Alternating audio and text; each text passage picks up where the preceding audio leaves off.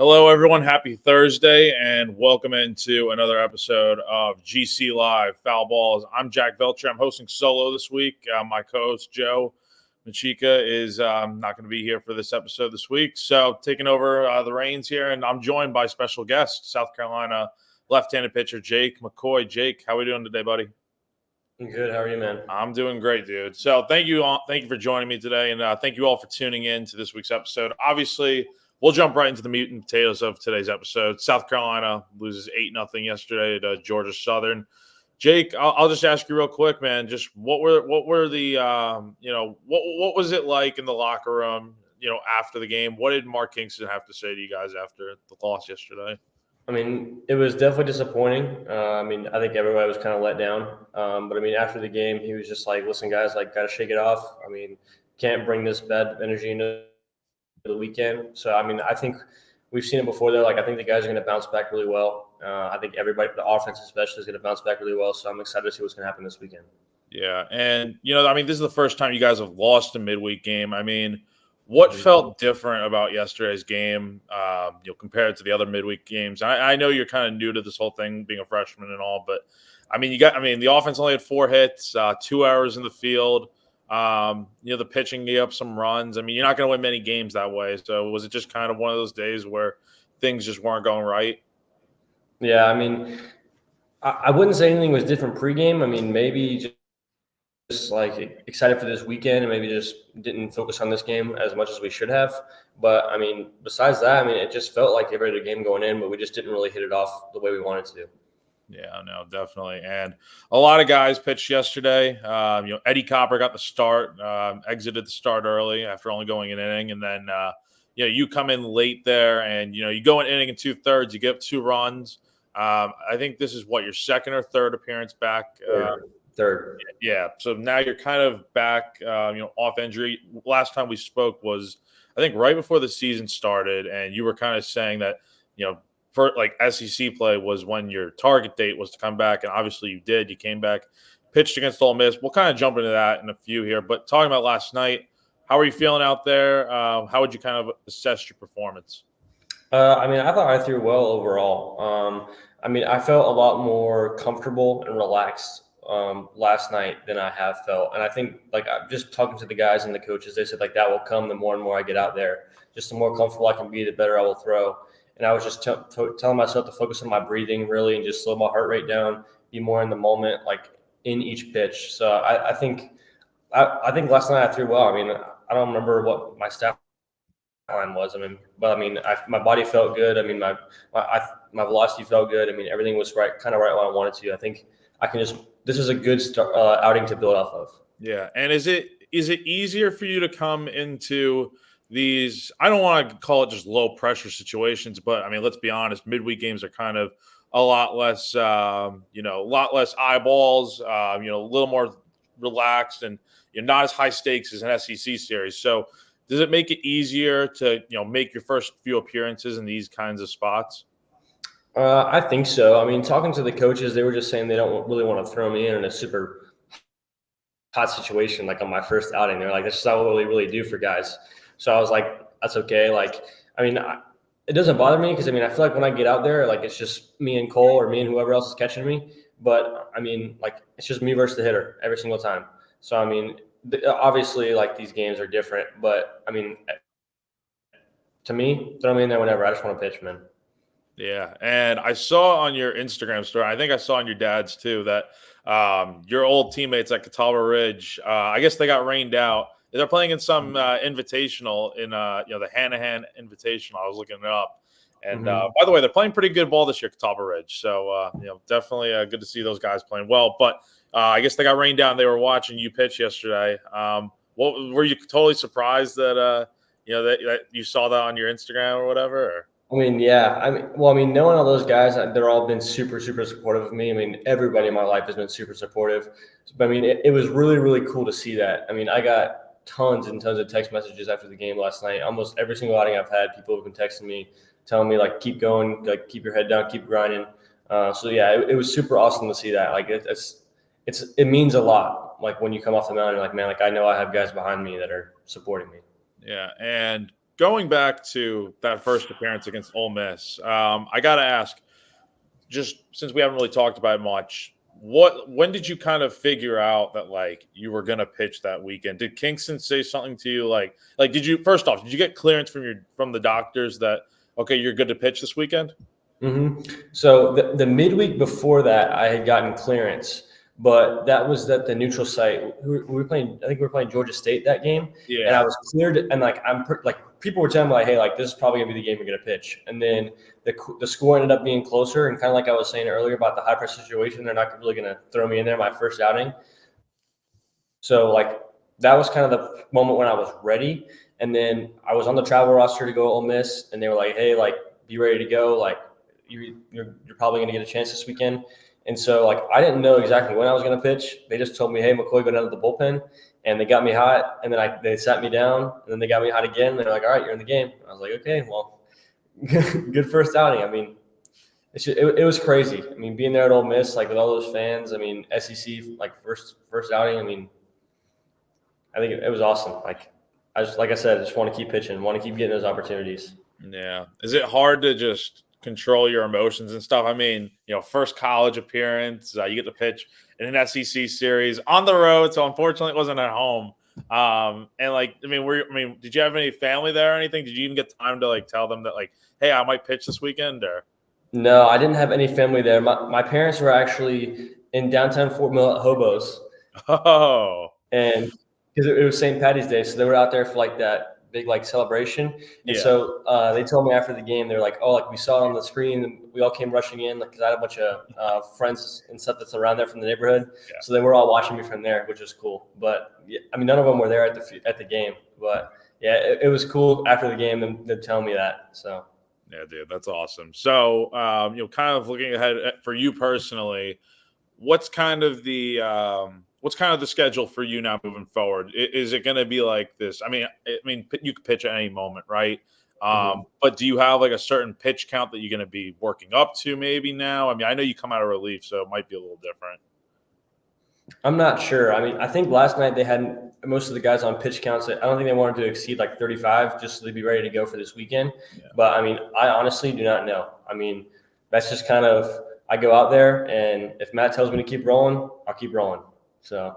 Yeah. And what can you say about the job that Matt Williams has kind of done as the pitching coach? I think he's, for the most part, done a really good job. And I think Mark Kingston has done a good job too with, figuring out who needs to pitch when and stuff.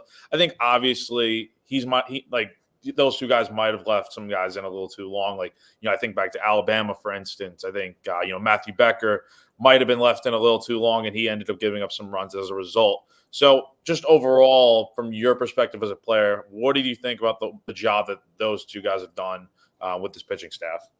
I think it's been well overall. I mean, Matt pulled us aside the other day and was giving us some stats about how like we lead the country in like strike percentage and stuff like that. And he was talking to us about how like the reason we're there is because of the process. I mean, this whole fall, the whole spring, like up until now, like we've been really trusting the process and grinding hard. And I mean, it's paying off. I mean, I think from what I hear from a lot of the guys, and it's, in my own opinion too, I mean, everybody's super pleased with Matt. I mean, I really like talking to him. I mean, I feel like I've become a better pitcher. I mean, already in the short amount of time, like I've had to work with him since like coming back.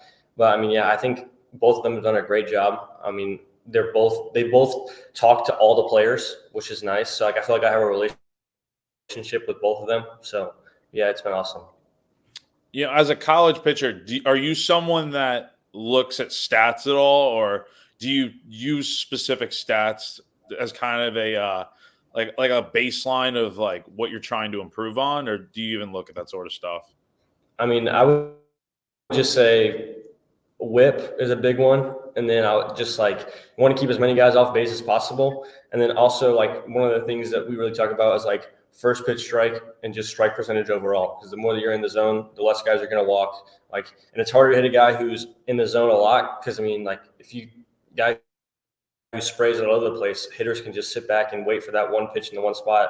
And when you throw a strike, they're going to hammer it. So the more you're in the zone, the better you're going to be. Definitely. I mean, I think you see that a lot with Eli Jones. I mean, he throws a ton of strikes, gets a lot of people out. I mean, I think that he's a great representation of a guy who's like doing what we all need to be doing.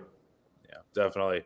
If you could give yourself one positive and one thing you'd like to further improve on after your first 3 appearances, what would it be? I would just say better command of fastball in the zone right now. I feel like I've kind of struggled with that. I mean, we talked about it a little bit, and I think it's just not moving as well. I need to be moving. And I mean, I think I did a lot better job of that last night. But I think overall, like my off speed has been good. But yeah, just more in the zone overall. Yeah, definitely. And I wanted to ask you about a few quick guys before I let you go here that pitched last night. Have been pitching a lot recently and stuff. First off, I got to talk about Dylan Esky for a second. I don't know how much you got to specifically watch him last night. I don't know if you were out in the bullpen or on the bench when he was out there, but he's someone that's definitely been struggling a little bit lately to get deep into his starts. And he got to come into a situation last night where he's, like I said before, low pressure, pitching out of the bullpen, and throwing strikes. And he ends up pitching really well last night, 2 innings of 4 strikeouts. So what did you see from him last night? And, how good did his stuff look in comparison to maybe his more recent starts? I was in the bullpen while he was warming up and when he was in the game. So like you said, I didn't really get to see a ton of it. But, I mean, when I was in the bullpen watching him warm up, he looked really good. I mean, I don't really know specifics of him on the field. But, I mean, I think I said it in our first time. I mean, he is nasty. Like all of his stuff, like he throws, like moves a ton. Like I've heard guys say that he has the best overall stuff on the team. Yeah, definitely. And, some other guys that, might, right now, South Carolina doesn't have a Sunday starter named yet. And Dylan Eskew obviously was the Saturday starter for the longest time up until this weekend. Other guys that I got in last night, Matthew Becker's another one. What has he been like? I think we talked about it before the season. How important has he been for you and your development and, as a left-handed pitcher? And what do you think of the job he's done out of the bullpen this year? I think he's been really good. I mean, versus Alabama, like you said, I mean, maybe a little bit too long left in there, but I mean, I thought he threw really well. I mean, from what I've seen with Mississippi State, they're pretty heavy lefties, so I could see Becker in that role on Sunday. But it's nice to have another left-hander in there to like bounce ideas off of and just kind of work with. But yeah, I mean, kid's a great teammate. I mean, he deserves it on Sunday if he gets it. So, I mean, yeah, I think he's great to have around. I think he's been awesome out of the bullpen recently. Yeah, and the guy who got the start last night, Eddie Copper, he's honestly, dude, I mean, he's really flourished this year in that role. He's been the typical midweek starter for y'all. I know he exited the start early last night, right? Mm-hmm. Yeah, I mean, have y'all heard anything on him? Does he seem to be all right? Or I mean, I honestly don't know much. I mean, he's just been with the trainers. I mean, I guess we'll see what's going on. I don't know if he's going to visit the doctor sometime this week or not. But, I mean, I hope everything goes well. I mean, that kid's a stud. I mean, I can see him being really well in the future, keep going the rest of the season. So, I really don't know fully yet. Yeah, I mean, I figured that. I mean, it seems like no one really knows anything about the situation yet. But, I mean, speaking about him, before last night and stuff, I mean, he's been phenomenal this year, as a midweek starter. I mean, honestly, he's kind of making himself a case to at some point.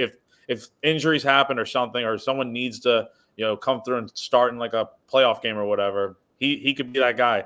Is it cool to see, freshmen like yourself and him and trying to think of some other guys, but Parker Marlott, guys like that coming in and being able to, pitch on this big stage? Yeah, I think it's cool because like everybody kind of came in on the same playing field. Well, like you don't really know, and then like we don't know how these guys are. And I think you see a lot of freshmen stepping up into those big roles. Like Parker Marlett is like our best guy out of the bullpen. I mean, every time he comes in, the man slams the door. Pitzer, what about that guy? Versus Vanderbilt, it's been awesome to see. That kid's a stud. But yeah, I think it's been awesome to see these guys that I live on the hall. They're right here. I think it's really awesome to see them doing well. It's awesome when I get to see my teammates do. I love that. That fires me up. Yeah, for sure. That's freaking awesome, dude. Now, kind of looking ahead a little bit to this weekend, obviously losing a midweek game around here is kind of, I guess, frowned upon, right? It's not what you expect. Every game around here is kind of like Game 7 of the World Series, to the fans here that have grown up watching the 2010, 2011, those, really solid teams. What do you kind of say? What makes you believe that this team's going to be fine long term? And what do you guys have to do this weekend to nail down a series win at the very least? I think overall, like you said, we'll be good long term. I think we bounced back well after the Ole Miss series. We killed Vanderbilt, so I could see something like that happen again this weekend. I think we're going to do a really good job of bouncing back. Yeah, and you mentioned it before. Texas A&M's got a good amount of lefties in their lineup. They've got some switch hitters, but does that kind of work into y'all's favor with guys like you, Matt, Garrett Gainey, etc., being able to come in and pitch in whatever spot and get those outs? Yeah, I think you'll see Garrett Gainey in some big-time situations this weekend because from what I've seen so far, I know that Kingston and Matt both like to play matchups, so I could see some big-time situations for lefties this weekend. Yeah, definitely. Before I get you out of here, I just want to ask you two more quick questions. Number one, I know this comes up every time we do one of these, but what has Garnet Trust kind of meant to you throughout this whole process now that you're pitching on a regular basis kind of? It's been awesome, man. I really appreciate it. It's been cool to interact with people. I've met so many more new people. It just gives me a place to connect with fans and other people. And yeah, it's just been great. It's been really awesome for me so far. Yeah, definitely. And last one, I couldn't help but notice your Instagram profile picture is Anakin Skywalker, little Annie from episode 1, Phantom Menace, with the Darth Vader shadow luring in the background. Are you a big Star Wars fan? Yeah, me and Petri, a few of the guys on the team are Star Wars fans. That's actually more of my cousin. Me and him, we love Star Wars. When he was here, we talked about it pretty much the entire time. But yeah, I saw that picture. I forget where I saw it, but I saw it and I was like, man, that's sick. I love that. So I looked it up as quick as I could and I screenshotted it and I put it there. So yeah. That's awesome, man. All right, real quick, rapid fire. Favorite Star Wars character?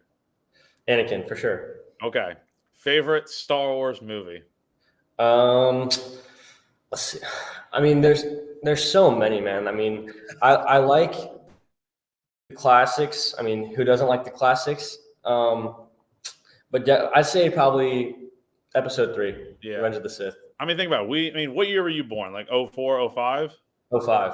So you were born right in the heat of when Revenge of the Sith was coming out and stuff. So, we both grew up in the prequel era, so it makes sense. And then most underrated Star Wars character? Ooh, man, that's a tough one. Underrated? There are a lot of them. I don't know, man. That's a question for my cousin. He's a lot more nerdy about it than I am. I enjoy the series, but he loves all the little stuff. Yeah. He watched the entire the Clone Wars episodes and all that stuff. He's a true fan. There you go. I don't know. I don't want to call myself a true fan and then sit here and lie to you. So, man, I don't know. I'll have to think about that one. Yeah, for sure. I guess we'll have to do it again sometime. But Jake, really appreciate you, my guy. Best of luck rest of the season. And yeah, glad to see you back out there pitching, man. Appreciate it, man. All right, for sure.